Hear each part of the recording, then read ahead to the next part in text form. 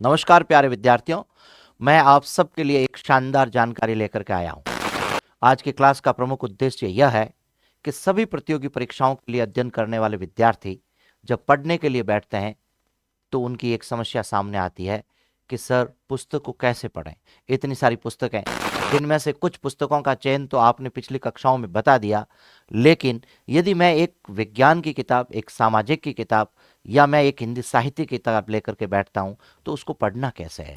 पढ़ने की जो अनेक टेक्निक है, शिक्षण विधियां हैं, उनमें से सबसे बेहतरीन शिक्षण विधि कौन सी हो सकती है। और यदि मैं जीके की किताब पढ़ना शुरू करूं, यानी कि मान लीजिए कि मैं एक किताब आपके लिए पुस्तक एक फोटो सहित लेकर के आया हूं। दोस्तों, आज की क्लास आपके जीवन को बदलने वाली क्लास होगी। आज की यह छोटी सी वीडियो आप सबको कम समय में अधिक कैसे पढ़ा जाता है, पढ़ा हुआ को जो है उसको स्थायी कैसे किया जाए, उसके नोट्स कैसे किया जाए, इस पर आज हम चर्चा करेंगे। तो साथियों, जैसे राजस्थान का इतिहास एवं संस्कृति कक्षा 10 की यह पुस्तक मैं आपके लिए लेकर के आया हूं। मान लीजिए कि मुझे इस पुस्तक का अध्ययन करना है, यानी कि जिसे मैं कहता हूं सामान्य जो मेरा ज्ञान है उसको विस्तार करना है, बढ़ाना है, तो मैं इसका कैसे अध्ययन करूं। वैसे मैं आपको स्पष्ट कर दूं कि यह कहना चाहिए फोर्थ क्लास जो है ग्रेड की जो हम तैयारी करते हैं वहां से लगा करके आप RAS तक का अध्ययन करते हैं, सभी प्रतियोगी परीक्षाओं के लिए ये आज की क्लास रामबाण क्लास होगी, एक अच्छी जानकारी होगी। साथियों, यदि मुझे राजस्थान के इतिहास और संस्कृति का अध्ययन करना है तो मैं सबसे पहले तो एक काम करूंगा कि NCERT जो है इनकी मैं पुस्तकें लूंगा। इसके साथ यानी कि मैं RBSE की जो पुस्तकें होती है, राजस्थान माध्यमिक शिक्षा बोर्ड की पुस्तकें होती है, उन पुस्तकों को लेकर के अध्ययन शुरू करूंगा। ये एक चीज को आप अच्छे से दिमाग में डाल दीजिएगा। आधारभूत पुस्तकें, वास्तविक पुस्तकें ही हमको पढ़नी चाहिए। फिर ऐसी पुस्तकों की क्या खास खूबी होती है। इन पुस्तकों में 3 बातें सबसे प्रमुख होती है। अच्छा, ध्यान से सुन लीजिएगा। ये पुस्तकें प्रामाणिक होती है।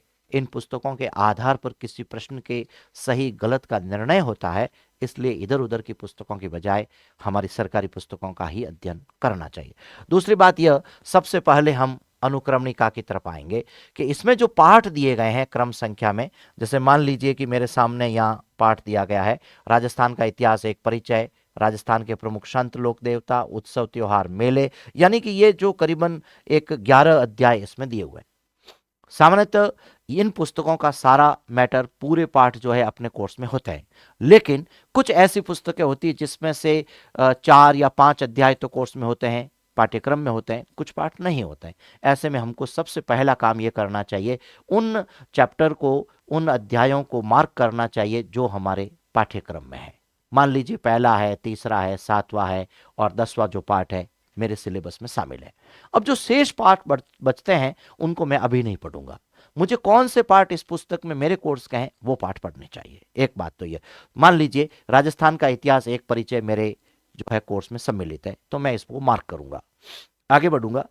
अब क्या करूंगा कि इसका मैं प्राकथन पढ़ूंगा। प्राकथन से मुझे यह बात समझ में आती है कि यह पुस्तक क्या कहना चाहती है, यह पुस्तक किन के लिए है और किस स्तर तक हमारे जानकारी को बढ़ाती है। जैसे एक पैराग्राफ पढ़ के सुनाता हूं। राजस्थान का सांस्कृतिक वैविध्य इस प्रदेश की विशिष्टता है। यहाँ के विभिन्न क्षेत्रों की भौगोलिक विशिष्टताओं, समय समय पर आकर यहाँ बसने वाली जातियों एवं स्थानीय प्रतिभा ने प्रदेश को इस विपुल सांस्कृतिक वैविध्य से समृद्ध किया है। राजस्थान में मानव इतिहास प्रस्तर एवं धातु युगों से सैंधवकालीन कालीबंगा, आहड़, गिलोड़, बागोर, गणेश्वर आदि संस्कृतियों से लेकर वैदिक कालीन संस्कृति कतिपय जनपदों के युग से होते हुए राजपूत काल तक चला आया है। मध्यकाल में यहाँ अनेक राजपूत रियासतों, रजवाड़ों की स्थापना हुई। कुल मिलाकर के ये जो प्राकथन है, मुख्य पाठ को पढ़ें उससे पूर्व की जानकारी देता है कि इस पुस्तक में क्या क्या है। वास्तव में मैं इस पुस्तक को पढ़ूं तो क्या ये मेरे पाठ्यक्रम को पूरा करेगी, इस बात की जानकारी यहां दे रखी होती है। और एक खास बात और है, यहां हर अध्याय के बारे में जानकारी होती है। आगे लिखा होता है कि हमें कौन कौन से अध्यायों के आधार पर आपकी कौन सी नॉलेज बढ़ेगी। कुछ पुस्तकों में शिक्षकों के प्रति कथन भी आता है कि शिक्षक जब किसी पाठ को पढ़ाए तो वो कैसे पढ़ाएगा। तो कुल मिलाकर के शिक्षक के प्रति कथन, प्राकथन, भूमिका को हमें एक बार जरूर पढ़ना चाहिए। अब आते हैं मुख्य विषय की बात करते हैं। ये इसका पहला अध्याय है। फॉन्ट को हमने आपके लिए ठीक किया है साथियों। अब यहां से दो चीजें हमको पूरी करनी है। एक तो हम इस अध्याय को पढ़ेंगे तो कौन कौन सी बातें नोट करेंगे, और एक हम नोट्स कैसे तैयार करेंगे जो आने वाले समय में, कम समय में मैं उसका पुनरावलोकन कर सकूं, पुनः उसका रिवीजन कर सकूं, और मेरे ज्ञान को वापस मैं क्या कहते हैं, स्थायी रूप से जो है अच्छा कर सकूं, ताकि परीक्षा में प्रश्न मेरे अच्छे हो जाएं।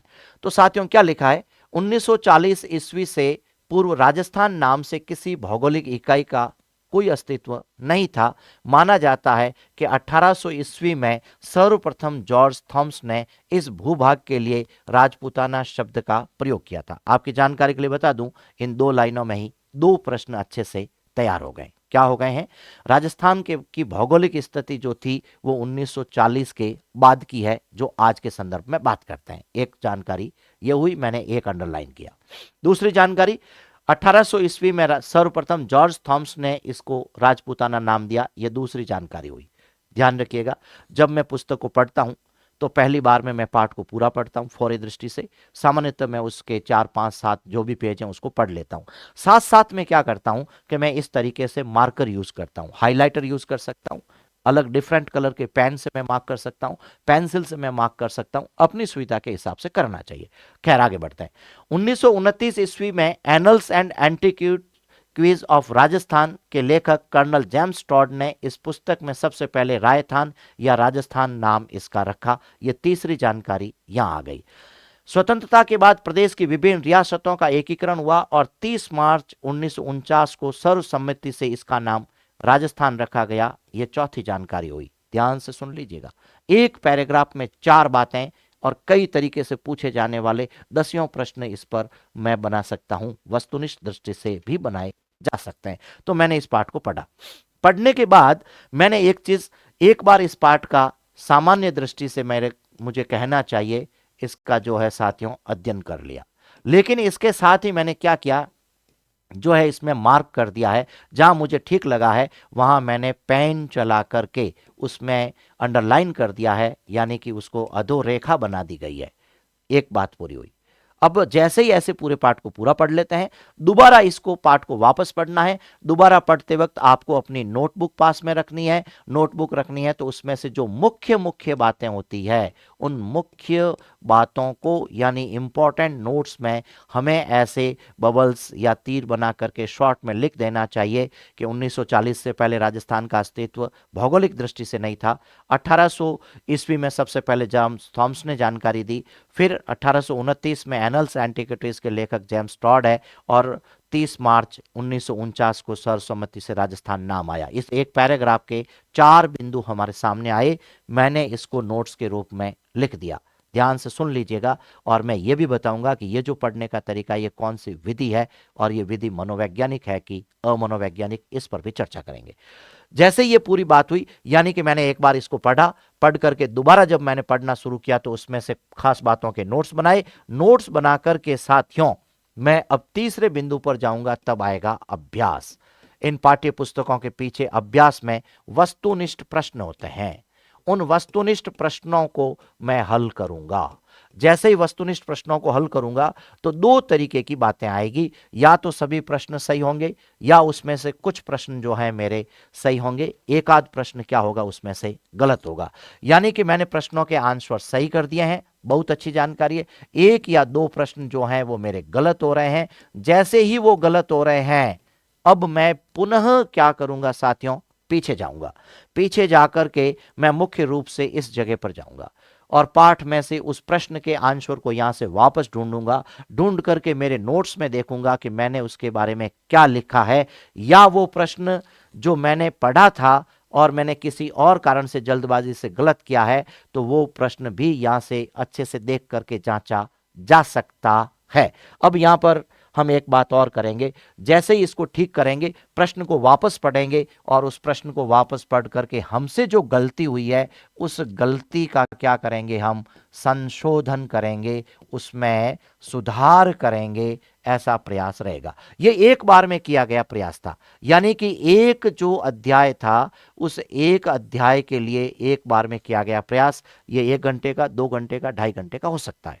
जब तक कि वो पाठ जितना छोटा या बड़ा, उसके हिस्से भी बनाए जा सकते हैं कि 2 घंटे में आधा पाठ पढ़ लें या 2 घंटे में फिर और आगे पाठ पढ़ लें। अब एक बात हुई, अब हमने क्या किया कि सबसे पहले अध्ययन किया, पाठ का अध्ययन करके हमने दूसरी बार में हम उसने नोट्स बनाए, तीसरी बार में हमने इसका अभ्यास किया और अभ्यास करने के बाद हमने इसका मूल्यांकन किया। मूल्यांकन करने से हमें यह पता चला कि इसका पुनरावलोकन होना चाहिए और पुनरावलोकन होने से हमने क्या किया, हमारी अशुद्धि का संशोधन किया।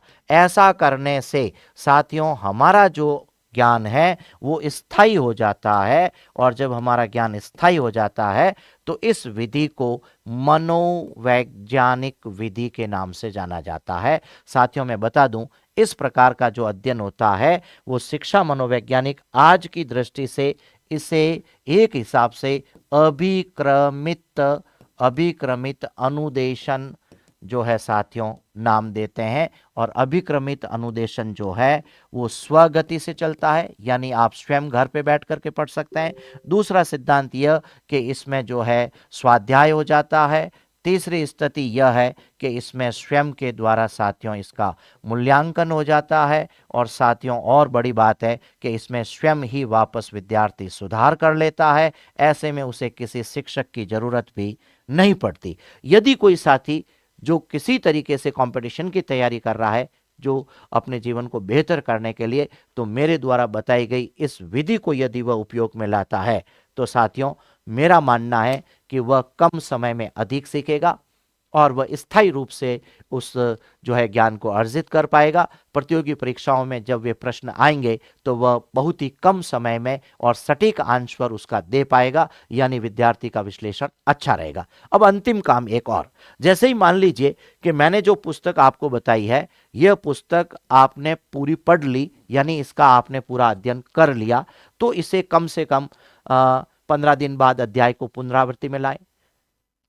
महीने 2 महीने बाद पुस्तक को फिर से एक जो है रैपिडली इसका अध्ययन करें, यानी कम समय में उसका रिवीजन करें। और परीक्षा के दिनों में जो आप शॉर्ट नोट बनाते हैं उसका भी पुनः जो है कम समय में रिवीजन किया जा सकता है। एक और खास बात, जब हम इस प्रकार की पुस्तक या 10th लेवल की पढ़ चुके होते हैं तो फिर आगे आने वाले समय में यदि हमें इतिहास और संस्कृति में कुछ और नया जोड़ना है तब हमें पुस्तक बदलनी चाहिए। और जब वो दोबारा दूसरी पुस्तक पढ़ते हैं तो यहाँ की जानकारी उस पुस्तक में हमारी पूर्व ज्ञान के रूप में हेल्प करती है। और आप सब जानते हैं अच्छे से, नवीन ज्ञान का अर्जन तब होता है जब हम नवीन चीज को पूर्व ज्ञान पर आधारित जोड़ करके सहसंबंध का सिद्धांत बना करके उसका अध्ययन करते हैं। साथियों मेरा मानना है कि पुस्तक पढ़ने का यह सबसे बेहतर तरीका है, नोट्स बनाने का यह सबसे बेहतरीन तरीका है और प्रश्नों को हल करने का भी यह सबसे बेहतर तरीका है। यदि आप में से साथी इसका उपयोग करेंगे तो अधिकतम आपको लाभ मिलेगा। आने वाले समय में आपके अंक बढ़ेंगे, आप गलतियां कम करेंगे, कम समय में आप अधिक सीखेंगे। इसी विश्वास के साथ कि आप लोगों को जरूर इससे जो है साथियों फायदा होगा। आने वाले समय में कुछ नई जानकारी के साथ आपके साथ जुड़ूंगा। जो भी नए साथी इस वीडियो को देख रहे हैं चैनल को सब्सक्राइब करेंगे, लाइक करेंगे। आप सबका आभार, धन्यवाद, नमस्कार।